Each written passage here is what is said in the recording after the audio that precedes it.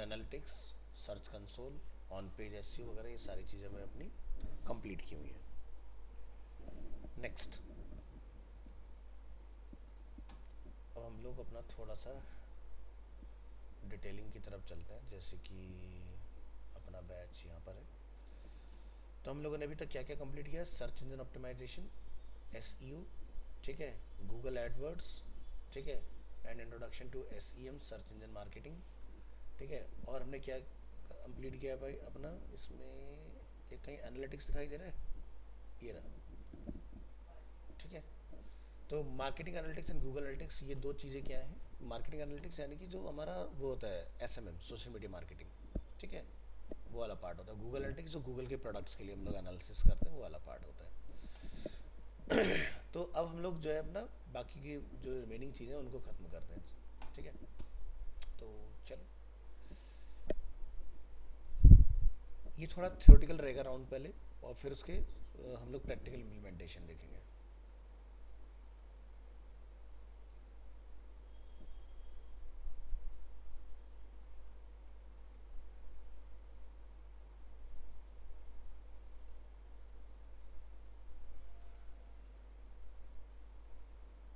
तो कुछ रिवीजन भी आएगा इसके अंदर, ठीक है। तो हम लोग यहाँ से अपना प्रॉपर वाला पार्ट स्टार्ट कर रहे हैं, इंट्रोडक्शन टू डिजिटल मार्केटिंग।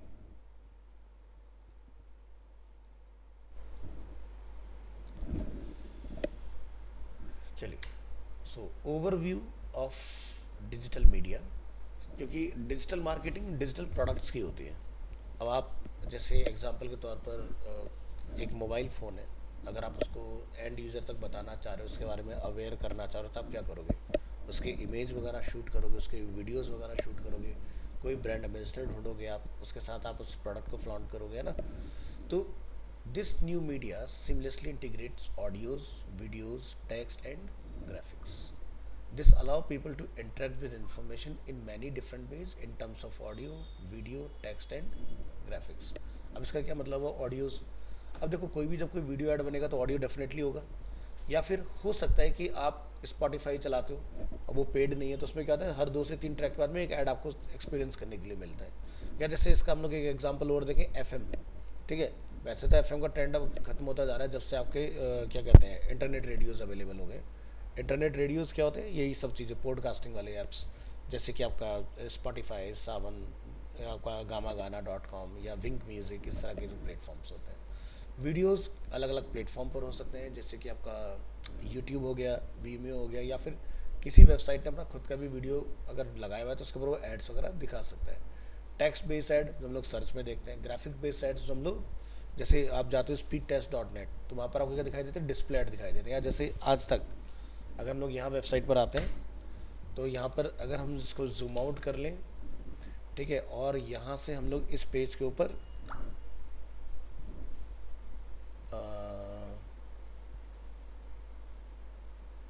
हमने ऐड यहाँ से पॉज किया और रिलोड करेंगे, तो यहाँ देखो एडवर्टीजमेंट लिखा रहा है ऊपर, ठीक है। तो यहाँ आप देखोगे गूगल के थ्रू ऐड आ रहा है इसके ऊपर, इस तरह से, ठीक है। और भी यहाँ भी लोड होंगे, देखो लेफ्ट और राइट में भी आपके लोड होने लगे हैं।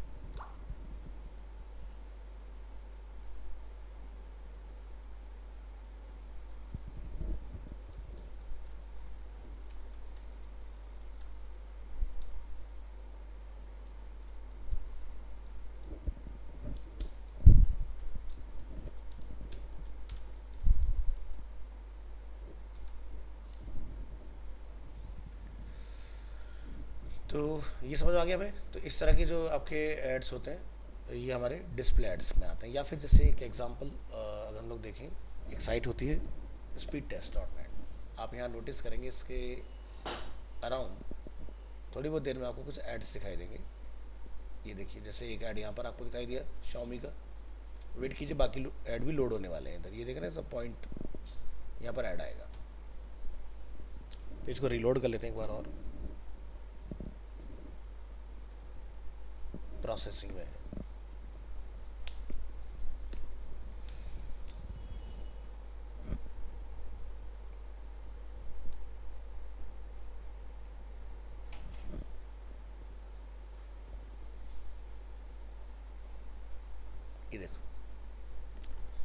ठीक है।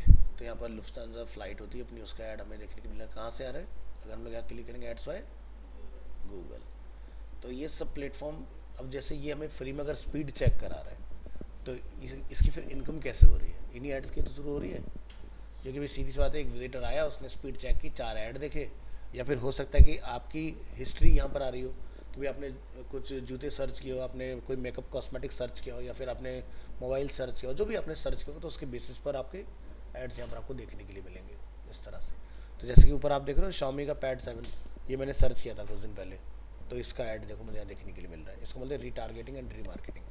तो डिस्प्ले एड्स कहाँ दिखाए जाते हैं? जहाँ पर हमें एक कस्टमर को टारगेट करना हो एक पर्टिकुलर टाइम तक, 15 दिन, 20 दिन, महीना भर, कि भाई आपने सर्च किया तो ले क्यों नहीं रहे हो। कोई सीधी सी बात है, अगर आप अरीना है, ठीक है, और आपने कोर्स ज्वाइन नहीं किया, तो या तो आपको फीस ज़्यादा लगी, ठीक है, या फिर आप कहीं और देख रहे हो, भाई आपको कहीं कुछ और ज़्यादा अच्छे कोर्स के अंदर कंटेंट कहीं और मिल रहा है। तो सीधी सी बात है, अगर किसी पर्सन का किसी चीज़ में इंटरेस्ट है, चाहे एक सिनेरियो ये भी हो सकता है कि भाई अभी एज ऑफ नाउ नहीं है, लेकिन हाँ अगले 2 से 3 महीने में, 6 महीने में मेरी रिक्वायरमेंट उस चीज़ की है, अभी शायद बजट का क्रंच हो। तो कोई भी पर्सन अगर कहीं भी जा रहा है, कुछ इंक्वायर कर रहा है, तो इट मीन्स कि कहीं ना कहीं वो उसमें इंटरेस्टेड है, ठीक है। तो इस तरह से बेसिकली आपका मार्केटिंग का प्रिंसिपल जो है वो काम करता है। रीटारगेटिंग, रीमार्केटिंग हम लोग इसीलिए ही चलाते हैं, ताकि हम लोग सही से यूज़र को ट्रैक करें। अब बार बार अगर आप देखोगे तो क्या होगा, यूज़र चलो कहता है चलो ठीक है यार ले ही लेते हैं इस चीज़ को, क्योंकि अब मान लो आपका मन है, ठीक है, आपने बंद कर दी वेबसाइट, कोई बात नहीं, अब बार बार वो ऐड दिखेगा तो आपको क्या करेगा?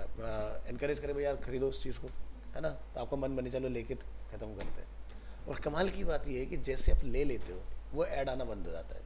अब उसे ये कैसे पता किसने ये ले लिया? अगर आपने ऑनलाइन ऑर्डर प्लेस किया तो ठीक है, नहीं तो क्या होता है, जैसे अब जैसे मान लो आपका क्या है ये,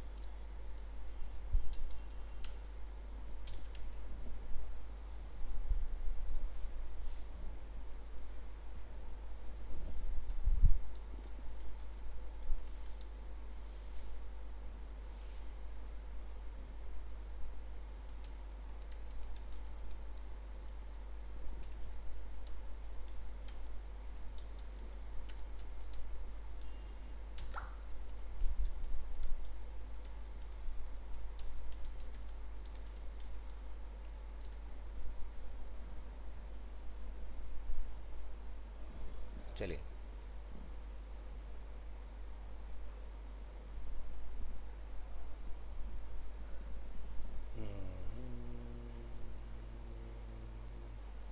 कहाँ गया हमारा ये। तो ऐड वाला कॉन्सेप्ट पे हम लोग बात करते हैं कि ऐड बाद में भी डिसमिस कैसे होता है। एक, या तो आपने ऑनलाइन खरीदा तो आपका वो रिकॉर्ड आ जाएगा ब्राउज़र की हिस्ट्री के अंदर। दूसरा, मान लो आपने ऑफलाइन खरीदा, तो आज की डेट में क्या होता है कि बिल वगैरह जो होता है या तो व्हाट्सएप पर शेयर होता है, या फिर वो आपको जीमेल पर भेज दिया जाता है डिजिटल कॉपीज़ का एक। तो आपके जीमेल के मेल भी स्कैन होते हैं, ठीक है, क्योंकि आप भी जीमेल फ्री में तो इस्तेमाल कर रहे हो, उसका आप कोई पैसा तो देते नहीं हो, तो आपके मेल भी स्कैन होते हैं।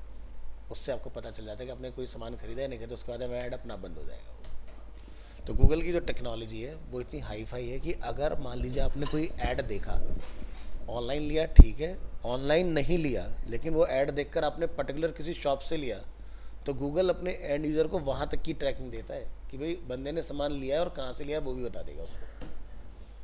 तो आपकी जेब में अगर फ़ोन है और उसमें गूगल इंस्टॉल्ड है, तो गूगल को सब पता है जो तुम्हें खुद को भी नहीं पता अपने बारे में। आज के में तुम जितना अपने बारे में नहीं जानते हो उतना अच्छा गूगल, अमेजोन आपको जानते हैं, सब प्रोडिक्शन कर देंगे तुम्हारी।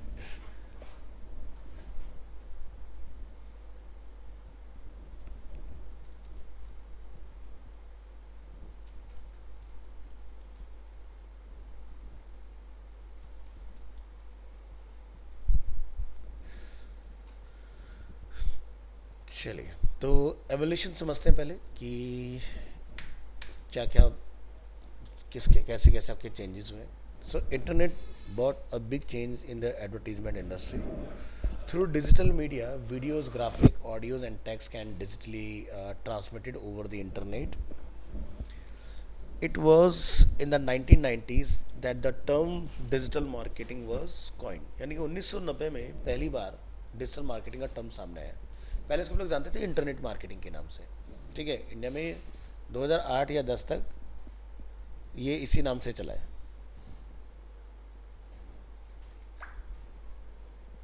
The first banner add appeared in 1993. Banner add यानी कि डिस्प्ले एड की हम लोग जो बात कर रहे हैं.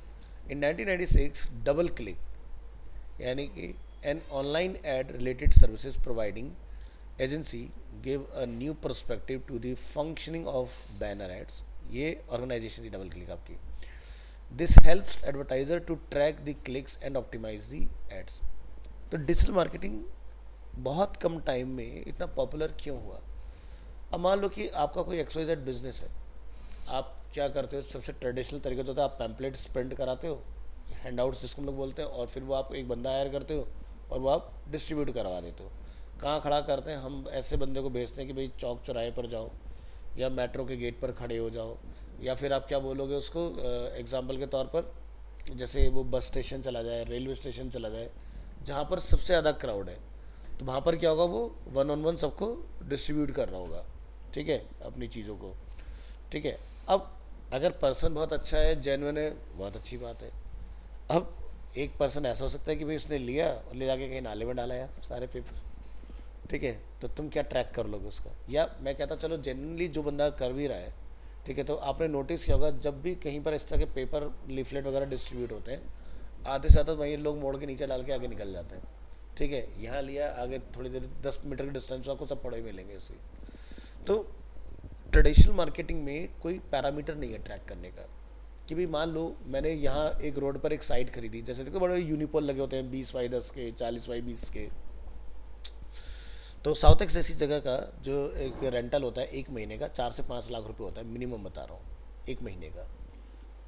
अब 4-5 लाख रुपए लगा के आपने यहाँ पर अपना ऐड लगा दिया साउथ दिल्ली में, बहुत अच्छी बात है. लेकिन अब मुझे बताओ कि कितने लोग उसको यहाँ देख रहे हैं. अब कंपनियाँ क्या कैसे चार्ज करती हैं कि भाई यहाँ से इतना ट्रैफिक गुजरता है. ठीक है, लेकिन कितने लोग देख रहे हो साइड को वहाँ पर लगे हुए? तो कभी भी जो है ना ट्रेडिशनल मार्केटिंग जो है वो अवेयरनेस के लिए तो बहुत अच्छी है, लेकिन ट्रैकिंग के पॉइंट ऑफ व्यू से हमेशा फेल है. भाई वहाँ पर कोई काउंटर तो नहीं है ना लगा हुआ? बताइए किस चीज़ का, किसका मैसेज आया आपके पास?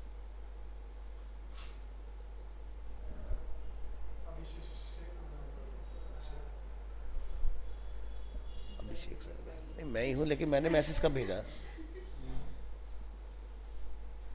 दिखाना दिखाना, मैसेज दिखाओ, मैसेज दिखाओ, मैसेज.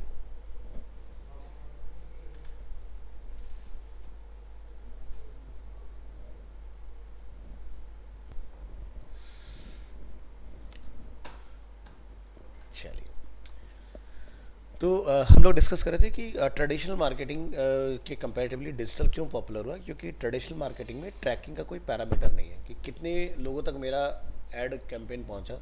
ठीक है, डिजिटल में ये पॉसिबल है कि कितने को डिलीवर हुआ और कितने लोगों ने उसको देखा, कितने लोगों ने उसका एक्शन लिया. प्रिंटिंग के केस में ऐसा कुछ नहीं होता. ठीक है, तो मिड 90s और दी इमर्ज ऑफ पॉपअप एड्स. तो पहले एड्स कैसे आते थे, आज भी आप लोग देखते हो, जैसे कुछ फाइंड आउट करने जाते हो तो एक लिंक क्लिक करते हो 3 पॉपअप खुलते हैं उसके ऊपर. तो ये 90s में बेसिकली स्टार्ट हुआ था. मिड 90s मतलब हम लोग ये बोलते हैं जैसे 1995 हो गया.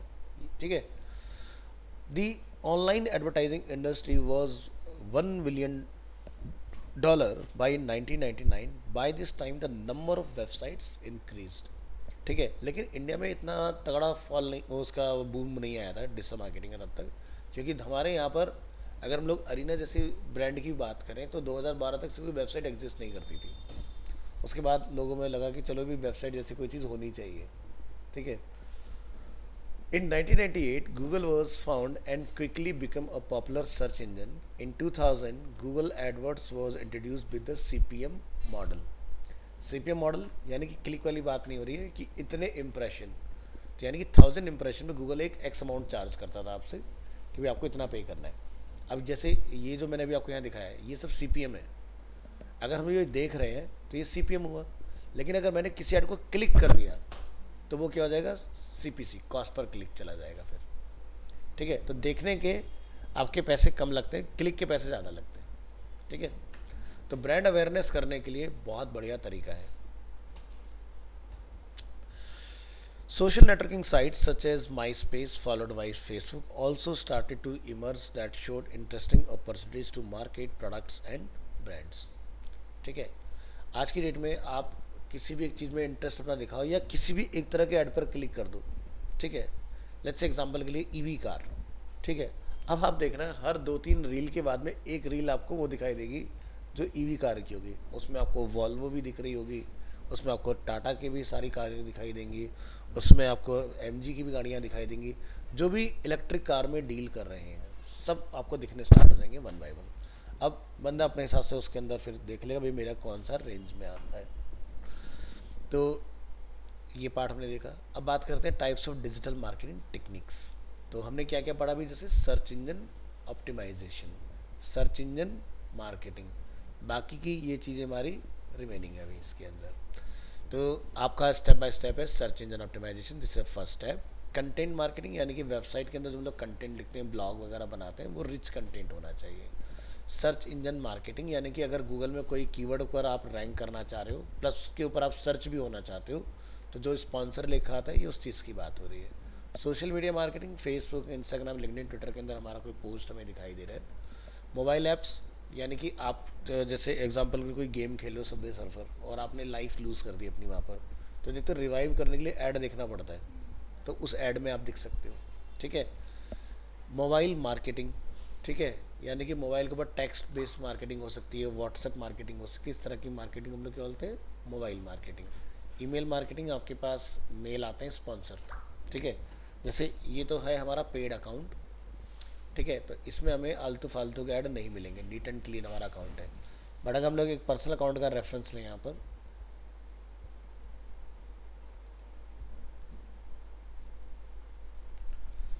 अब आप यहाँ क्या नोटिस करेंगे इसके अंदर। ठीक है, इधर आते हैं जैसे कि अपडेट्स, तो यहाँ पर आप प्रमोशन में आ जाइए। अब यहाँ पर आप देखेंगे जैसे अलग अलग आपको एड्स दिखाई दे रहे हैं, ये सारे के सारे ईमेल मार्केटिंग ऐड हैं। ठीक है, कैसे पता है, क्योंकि सबके नीचे अनसब्सक्राइब लिखा हुआ है, यानी कि अगर आप ये ऐड नहीं देखना चाहते हो तो आप क्या कर देंगे, अनसब्सक्राइब। ये ईमेल मार्केटिंग का पार्ट होता है बेसिकली। तो ऐसे भर भर कर अगर आप डेली अगर अपना वो खोलेंगे, जैसे एक्सिस बैंक, ये देखो इनका अपना ऐड है अनसब्सक्राइब। ऐसे हम लोग और चलाते हैं, यहाँ से SBI कार्ड, इनका ऐड है ये। ठीक है, यहाँ से अनसब्सक्राइब कर सकते हो आप इसको। ठीक है, तो कभी जैसे आपके पास मेल वेल आते हैं ना अल्तु फालतू को लगता है भी मेरे उसके नहीं है, इंटरेस्ट ऑफ फील्ड के नहीं है, तो अनसब्सक्राइब कर दिया करो, वो मेल आपके पास फिर दोबारा कभी नहीं आ सकता। ठीक है, तो बट मैंने अनसब्सक्राइब का पूरा अपना एक सेक्शन ही बना के रखा हुआ है इसके अंदर। ठीक है, यहाँ पर अगर आप देखोगे तो 148 अनरीड अनसब्सक्राइब मैसेज मेरे पास पड़े हुए हैं।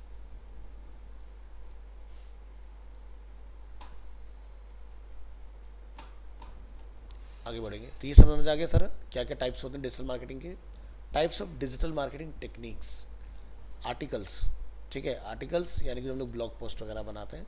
आर्टिकल वीडियो भी हो सकता है, आर्टिकल टेक्स्ट बेस भी हो सकता है, आर्टिकल टेक्स्ट और इमेज दोनों का कॉम्बिनेशन भी हो सकता है। वीडियो आर्टिकल्स भी आप बना सकते हैं।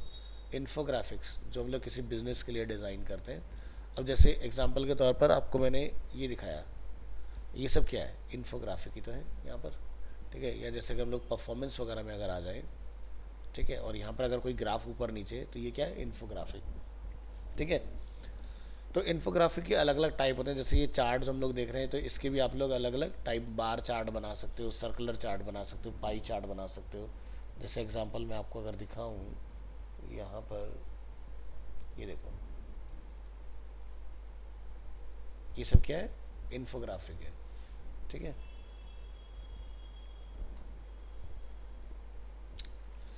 चलिए, और क्या हो सकता है, images and various forms of content.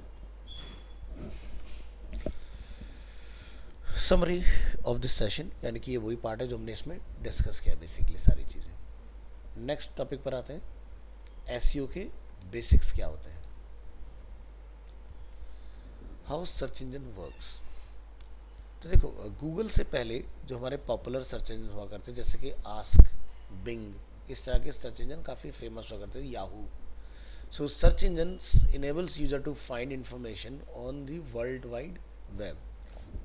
Search engine keeps a track of latest information published on the internet and prepare an index of the same. This helps the search engine in quickly displaying the results of a search query. अब जैसे आपने notice किया होगा, आप Google में कोई query अपनी डालते हो तो बहुत रेयर ऐसा होता होगा कि रिजल्ट कुछ नहीं आता, कुछ ना कुछ तो आउटपुट आपको मिल ही जाता है। तो ये पॉसिबल कैसे होता है, इस स्टेटमेंट की वजह से। Search engine keep a track of latest information published on the internet and prepare an index of the same।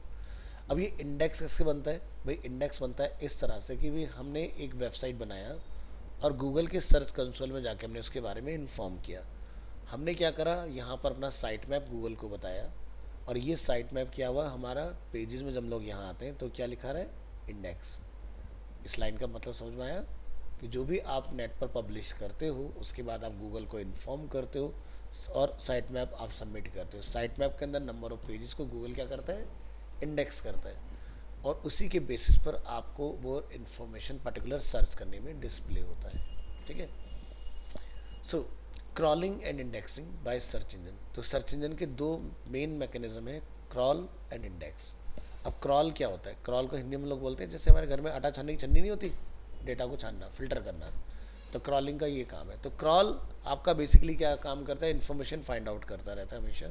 So crawling is a process used by search engine to discover updated content on the web such as new website और web pages, changes to existing website and dead links. अब मान लीजिए कि जैसे हमने कोई website बनाया, उसके अंदर 15-20 पेजेस हैं। इन फ्यूचर आपको लगता है भाई ये पेजेस अब मेरे आउटडेटेड हो चुके हैं, तो मैं इनको डिलीट करता हूँ और नए पेजेस बनाता हूँ। ठीक है। तो अगर आपकी वेबसाइट में इस तरह के कोई भी चेंजेस हो रहे हैं तो वो क्रॉल होता रहता है। अब जैसे एग्जांपल के तौर पर हम यहाँ आते हैं, हमने साइट मैप पर आए, हमने 9 तारीख को अपना साइट मैप सबमिट किया था, गूगल ने उसको 10 तारीख को दोबारा से क्रॉल किया। इसका मतलब क्या हुआ, या जैसे जनवरी 23, 2024 को हमने एक साइट में भेजा, जनवरी 29, 2024 को गूगल ने उसको फिर से क्रॉल किया। तो क्रॉल कब होता है, अब जैसे ये 10 के बाद दोबारा क्रॉल नहीं हुआ ना, क्यों नहीं हुआ दोबारा क्रॉल, ये इसके पीछे का कारण क्या है, क्योंकि ये एक स्टैटिक साइट मैप था जिसको हमने मैनुअली बना के डाला। लेकिन अगर मैं वर्डप्रेस वाली वेबसाइट का अगर आपको दिखाऊंगा, क्या नाम रखा था हमने उसका, ये इन्फिनिटी, ये बनाया था ना हमने एक। चलो इसका हम लोग वो खोलते हैं साइट मैप, ये देखो ये अपना बना हुआ है, इसमें 7 पेजेस हैं। 11 तारीख को सबमिट किया था, 13 तारीख को रीचेक हुआ। अब मैं अगर कोई एक नया पेज वहाँ बना दूंगा, ठीक है, और ये मैं बनाऊंगा अभी इसके अंदर एक पेज, और जब आप नेक्स्ट क्लास में आओगे तो गूगल आप नोटिस करेंगे कि उसको चेक कर चुका होगा, यानी कि यहाँ पर डेट अपने आप बदल जाएगी। जैसे ही साइट मैप अपडेट होता है गूगल आपका वो डायनामिकली अपडेट कर देता है उस चीज़ को।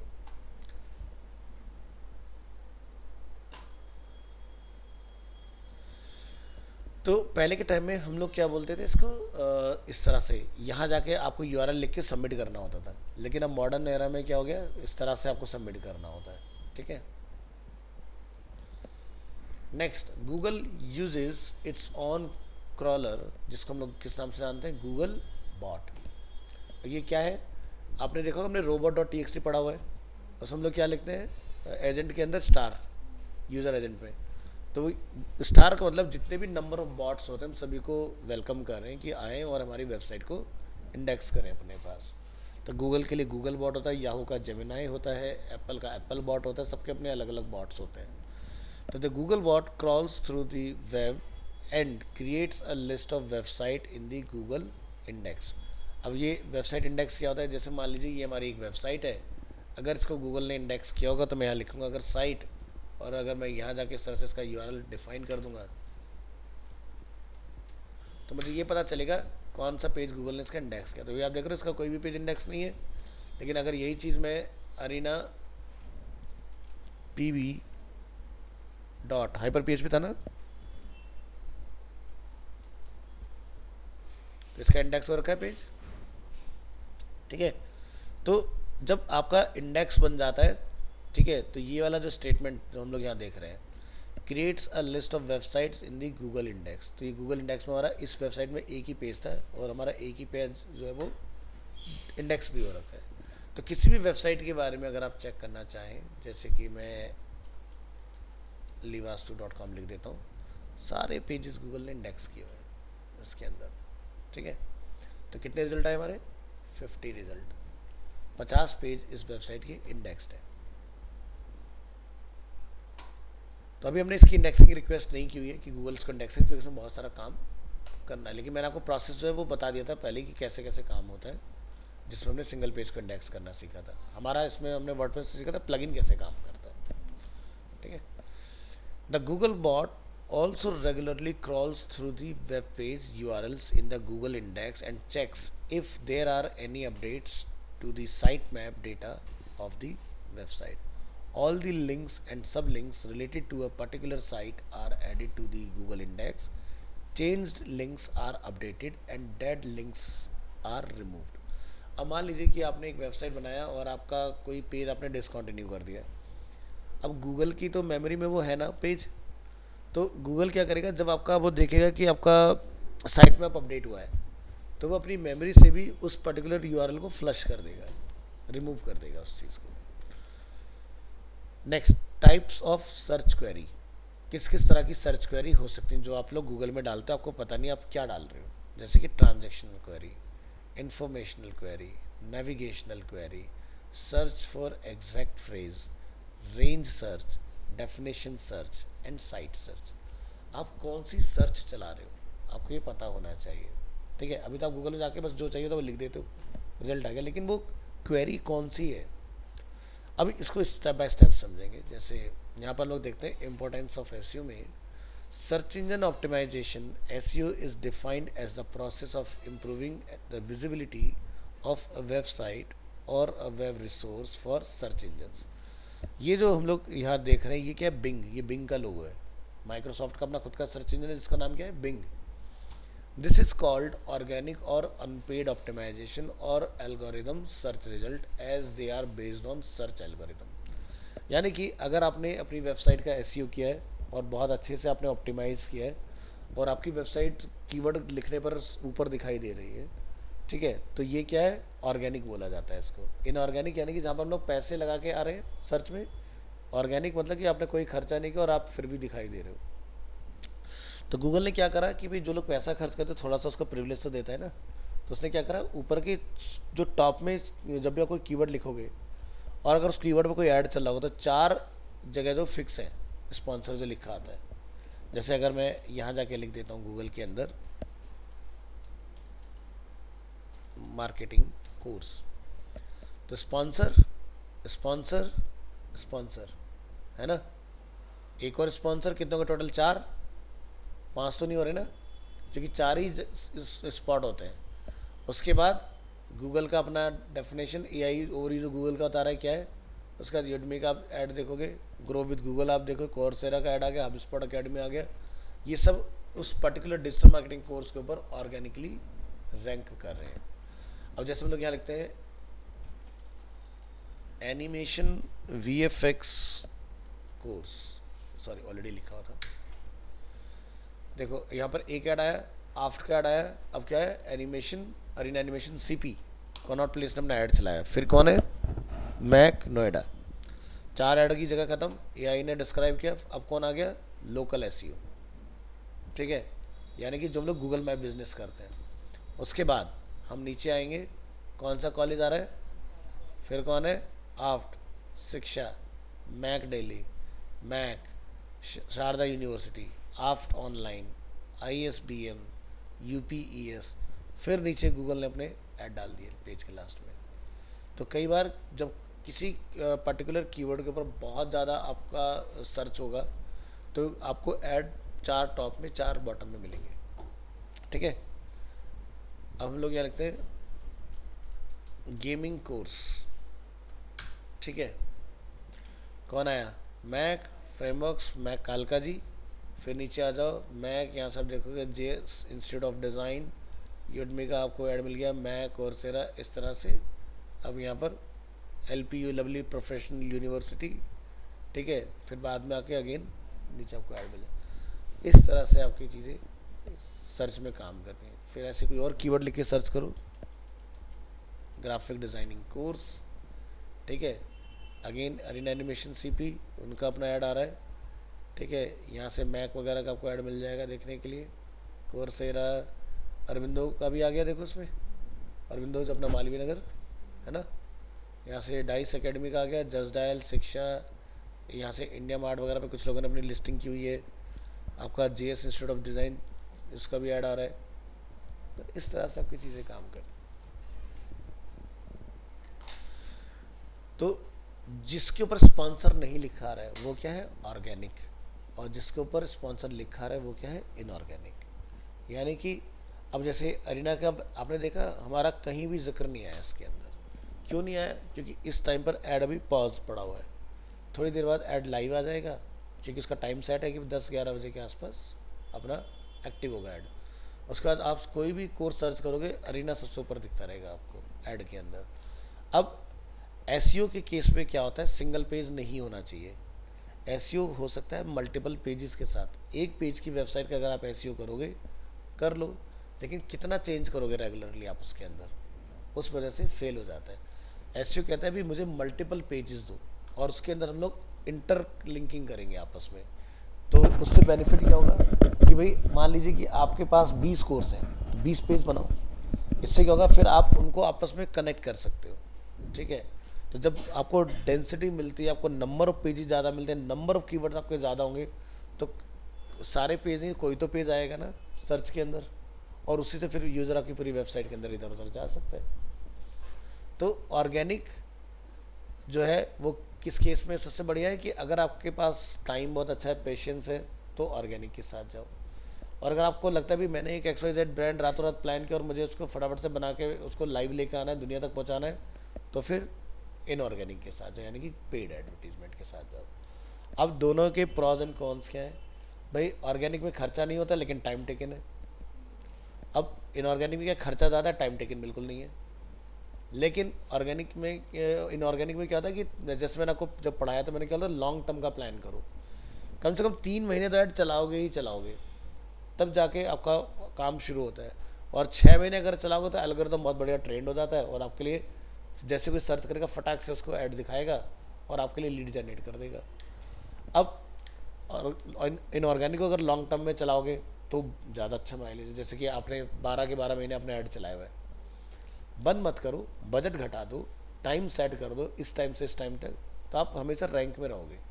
अब छोड़ दोगे भाई, सीज़न निकल गया, अब तो अगले उसमें सोचेंगे मार्च अप्रैल में फिर चलाएंगे, तो जब तक तुम्हारा पूरा सीज़न ही निकल चुका, क्योंकि 6 महीने मैंने आपको टाइम बता ही रखा है, पीक वही होता है अप्रैल मई जून जुलाई अगस्त सितंबर से, फिर आपका ऑफ सीज़न चालू हो जाता है, तो आपको लॉस होता है उस केस में।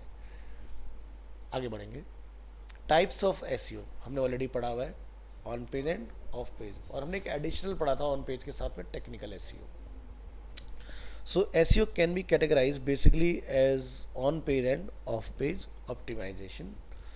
On page में क्या होता है, the summary of some webmaster means Google Search Console, ठीक है, guideline by Google Search Engine are listed as follows। Hierarchy बिल्कुल क्लियर होनी चाहिए, ये नहीं कि आपने कंटेंट जम्बल किया हुआ है ऊपर नीचे, ठीक है, जिसका कोई सेंस नहीं है। हर एक चीज़ स्टेप बाय स्टेप होनी चाहिए। Crawling of all assets like images, videos, ठीक है, text, links, static text link, यानी कि जो भी आप लिंक बनाओ, देखो ध्यान रखना SEO के केस में बहुत सारे हम लोग क्या देखते हैं, इमेज के ऊपर ही लिंक लगा सकते हैं, बट आप हमेशा टेक्स्ट के ऊपर लिंक लगाओ, इमेज के ऊपर लिंक लगाए हुए का आपको बेनिफिट नहीं मिलता।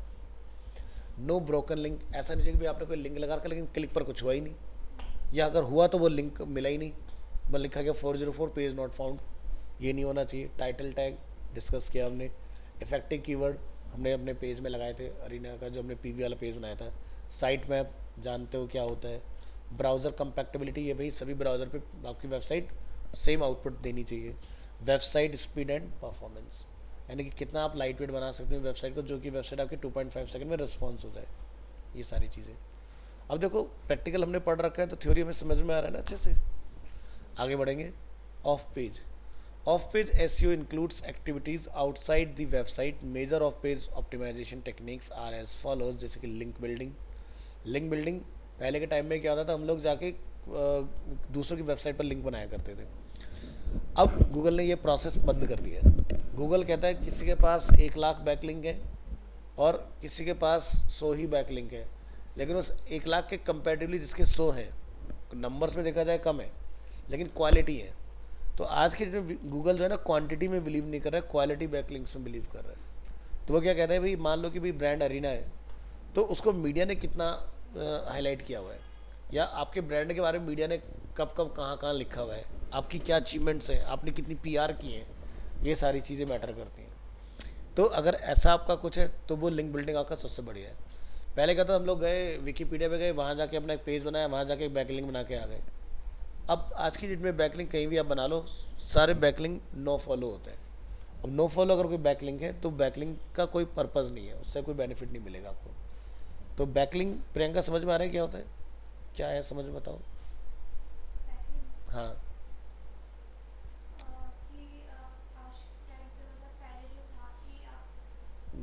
वो चीज़ ठीक है, वो आपने बहुत अच्छा समझ लिया है।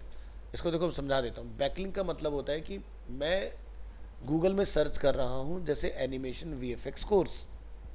अब मैंने ये तो नहीं बताया ना अरीना, मैंने नहीं बताया ना अरीना, लेकिन इस कीवर्ड पर अरीना का पेज आ गया, दिस इज़ अ बैकलिंक। ठीक है, स्पॉन्सर वाले की बात नहीं कर रहे, हमारा अपने आप उस कीवर्ड पर पेज आ जाए नीचे, तो वो होता है बैकलिंक। यानी कि मैंने नहीं बताया भाई, देखो नाम से ढूंढना तो बहुत ही आसान है ना कि भाई अरीना एनिमेशन दिस, फिर तो क्या अरीना के सारे रिजल्ट आएंगे ना। लेकिन हम तो एक ऐसी नॉर्मल इन जनरल लिख रहे हैं कि ग्राफिक डिज़ाइनिंग कोर्स, अब अरीना ही नहीं रहा तो कैसे पहुँचेगा कोई अरीना। मैक आ रहा है, सब आ रहे हैं, बाकी सब स्कूल कॉलेज आ गए, अरीना ही नहीं आ रहा उसके अंदर, यानी कि बैकलिंक नहीं है ना। अरीना एनिमेशन सीपी का ऐड हमें दिखाई दिया, ऐड था इसलिए आ गया, लेकिन बैकलिंक तो नहीं मिला ना हमें इसका कोई। तो बैकलिंक क्या होता है, यानी कि एक ऐसी एक्टिविटी जो वेबसाइट पर नहीं होती, लेकिन आपके उस कीवर्ड पर जब कोई सर्च करे तो आपका लिंक वहाँ पर दिखाई दे। करेक्ट, ठीक है, तो ये होता है बैकलिंक, समझ गए ना। सोशल बुक मार्किंग, यानी कि आप सोशल मीडिया पर कहीं जाते हो और वहाँ पर आपको मिल जाते हैं आपके एड्स वगैरह, स्टम्बल अपॉन, ये सब आपके प्लेटफॉर्म्स हैं जैसे Twitter, Reddit, Pinterest, delicious, Facebook. ठीक है, तो आज की डेट में इन सब में जो पॉपुलैरिटी है, जैसे ट्विटर की काफ़ी अच्छी है, फेसबुक काफ़ी अच्छी है, पिंटरेस्ट की काफ़ी अच्छी है, रेडिट एक फोरम है। ठीक है, जैसे क्वेश्चन आंसर के लिए कोरा होता है अपना, वहाँ पर लोग क्वेश्चन रेज करते हैं, फिर लोग उसके बारे में लिखते हैं, फॉर मोर डिटेल्स अपना वहाँ पे लिख देते हैं रीड मोर। अब रीड मोर जब मैंने क्लिक किया वो आ गया उस दूसरी वेबसाइट के ऊपर, that is a back link again, है ना, इस तरह से। अब स्ट्रेटेजी की बात करेंगे कि भाई क्या प्लानिंग प्लॉटिंग हो सकती है। तो SEO consultant must follow various strategies to ensure that a website is optimized for search engines so that they are indexed and rank well in the search results. So analyze the website for which SEO is planned and also analyze competitor website. मैं मान लो मैं अगर brand arena की बात करूँ तो मेरा सबसे बड़ा कॉम्पिटिटर जो है वो ये स्कूल कॉलेज नहीं है, मुझे फ़र्क नहीं पड़ता क्योंकि वो मेरी क्वालिटी का नहीं पढ़ा सकते, वो बेसिक ही पढ़ाएंगे कितना भी कर लें। तो मेरा जो टफ कॉम्पिटिटर आ जाता है वो आता है मैक। अब मैक का अगर हम लोग ऐसे देखें तो डायरेक्ट कॉम्पिटिटर है, बट देखा जाए बच्चा यहाँ जाए या वहाँ जाए, फ़ायदा तो एक ही कंपनी को हो रहा है ना भाई, दोनों एक ही की है, अलग अलग तो है नहीं, आपस में तो लड़ते रहो, फ़ायदा तो एक ही हो रहा है ना। ठीक है, अब दोनों के अपने स्ट्रेंथ है, दोनों की अपनी कुछ अलग अलग वीकनेस भी होंगी, तो बेसिकली लोग डिसीजन जो लेते हैं उसके बेसिस पर लेते हैं। और जैसे मैक का जो एक्सपर्टीज़ देखा जाता है वो आता है उसका एनिमेशन वीएफएक्स को लेके, उनका ग्राफिक वेब बहुत ही पुअर है, उनके पास उस तरह के वेल ट्रेंड स्पेशलाइज लोग ही नहीं है। ठीक है, वो ये सब चीज़ें आज के डेट में क्या है ना कि सारे कोर्स सभी इंस्टीट्यूट करा रहे हैं, लेकिन क्या उनका एक्सपर्टीज़ है उस चीज़ के अंदर, ये एक बहुत बड़ा क्वेश्चन मार्क है। अब जैसे मान लो कि एक बच्चा होता है, बच्चे को थोड़ी ना पता कि भाई टीचर जो मुझे बता रहा है वो सही है या गलत है। अब मेरी ट्रेनिंग जो आपके साथ चल रही है, जो कि है नहीं वैसी, वो क्या है, प्रैक्टिकल है सब। भाई मैंने कुछ करके दिखाया तो मैंने आपको लाइव उसके कैसे इम्प्लीमेंट होगा, कैसे वो इंडेक्स हुआ, गूगल मुझे उसके ऊपर क्या कॉम्प्लीमेंट दे रहा है कि भाई आपकी सर्च हो रही है नहीं हो रही है, सब प्रैक्टिकली डेटा दिख रहा है ना मैं। लेकिन आपके कोर्स में ये प्रैक्टिकल अप्रोच है ही नहीं, आपकी टोटल अप्रोच है थियोरटिकल। अब सोचो कि इस थियोरटिकल अप्रोच से आप क्या सीखोगे। अब जैसे मैं ये थ्योरी पढ़ा रहा हूँ आपको, अब ये थ्योरी आपको इसलिए अच्छी लग रही है, समझ में आ रही है क्योंकि आप कर चुके हो। अब करा ही नहीं होता तो क्या फ़ायदा होता इस थ्योरी का। आप यहाँ बस रट लेते, जब करने का टाइम आता है जी हमें प्रैक्टिकल नहीं सिखाया था, या आपने वेबसाइट नहीं बनाया होता है तो आपको कैसे पता होता है भी ये टूल प्लगइन कैसे इंस्टॉल होगा, कैसे उसके अंदर मुझे क्या चेंजेस करने हैं। सो कोर्स स्ट्रक्चर जो है ना बड़ा अजीब है। बट मैं ये चाहता हूँ कि अगर कोई बच्चा मेरे पास से पढ़ के निकले उसको A to Z सारी चीज़ें पता हो। भाई जैसे कहते हैं ना अधूरा ज्ञान बड़ा खतरनाक होता है। मैं तुम्हें इस पर एग्जाम्पल देता हूँ महाभारत के अभिमन्यु का, कि भाई अभिमन्यु के पिताजी जो थे अर्जुन, जिस दिन मेन वॉर थी उस दिन उनको जानबूझ के कहीं ना दूसरी जगह पर लड़ाई छिड़वा दी कौरवों ने, और उनको रिडायरेक्ट कर दिया वहाँ पर कि भाई अर्जुन ही जीत के आ सकता है उस लड़ाई को। तो अब सीधी सी बात है कोई ना कोई तो उसकी जगह पर आएगा। तो अर्जुन की टक्कर का धनुर्धर जो था पांडवों की तरफ से वो कौन था, अभिमन्यु। तो उन्होंने चक्र भी बनाया।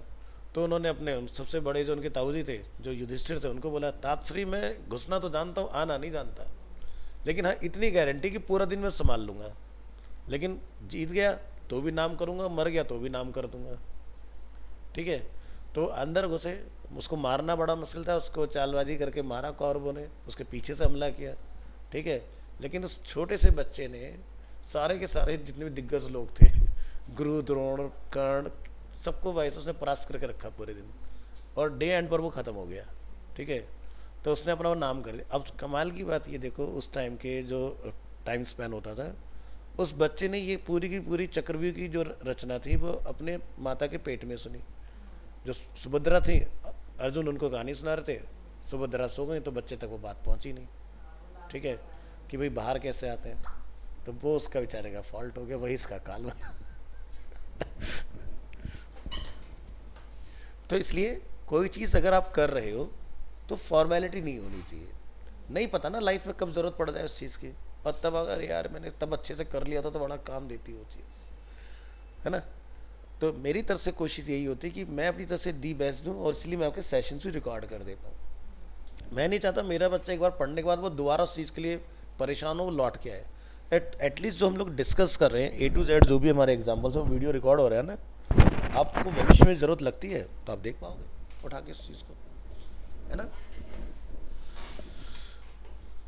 तो इसलिए जो भी हम करें पूरी शिद्दत से अपना 100% देके करो। आपको लग रहा है ज़्यादा हो रहा है, आज नहीं समझ में आ रहा, बोलो, बंद कर देंगे, कोई दिक्कत नहीं। लेकिन ऐसे पढ़ने क्या फ़ायदा कि भाई मैं वन वे अपनी तरफ से पढ़ाया जा, अपने को बल्ले कुछ पढ़ नहीं रहा उसके अंदर, है ना। नहीं मैं तो इसलिए क्वेश्चन पूछ लेता हूँ बीच में। हाँ।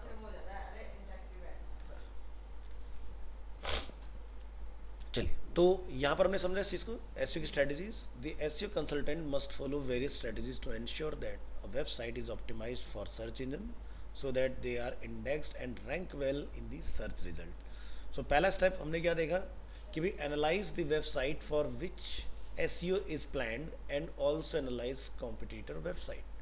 भाई उसकी वेबसाइट में ऐसे प्रॉस कॉन्स क्या है और हमारी वेबसाइट में क्या है जिसको मुझे फिक्स करने की ज़रूरत है। अब जैसे हम लोग ये जानते हैं जो हमने अपनी जर्नी स्टार्ट की है डिजिटल मार्केटिंग की, तो उसमें मैं ये समझ में आया कि जो सबसे बड़ा सर्च इंजन या सबसे पहला सर्च इंजन था वो याहू था। लेकिन याहू को गूगल ने रिप्लेस कैसे कर दिया, उसकी कमियों को ढूंढ के कि भाई ये सब इसके अंदर बग्स है, हम इसका सॉल्यूशन लेके आते हैं। अब मान लो कि आज की डेट में कोई पर्सन है जिसके पास बहुत अच्छा पैसा है, फंड ज़बरदस्त है, कोई दिक्कत नहीं, ठीक है, वो लॉस में बिजनेस को कई साल चला सकता है, वो फ्लिपकार्ट जैसा एक मॉडल लेके आ जाता है, तो क्या लगता है वो सक्सेसफुल होगा? नहीं हो पाएगा।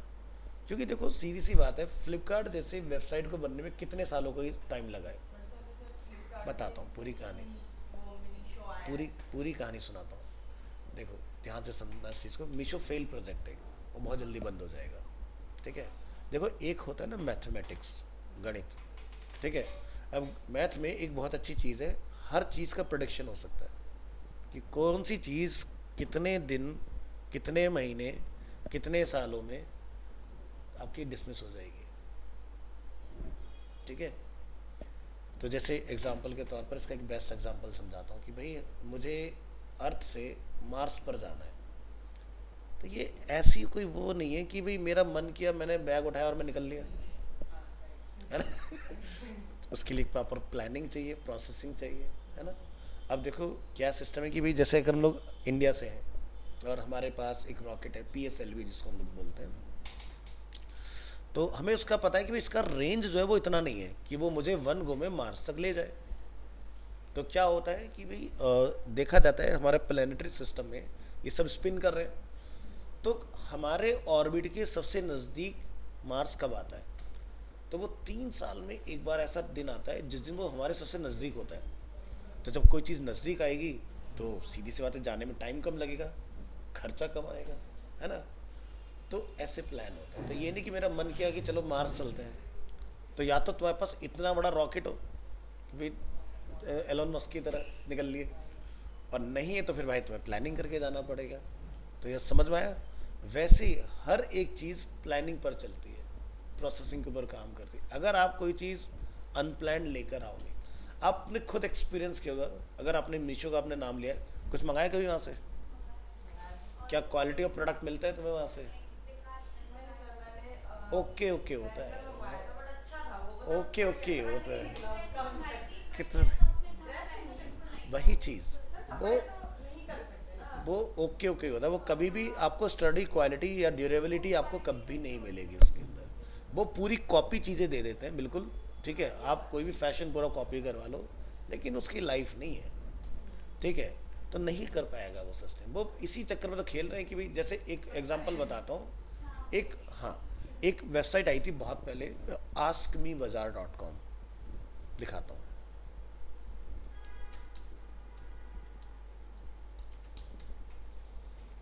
अच्छा ये खैर ये बंदी होगी, सॉरी।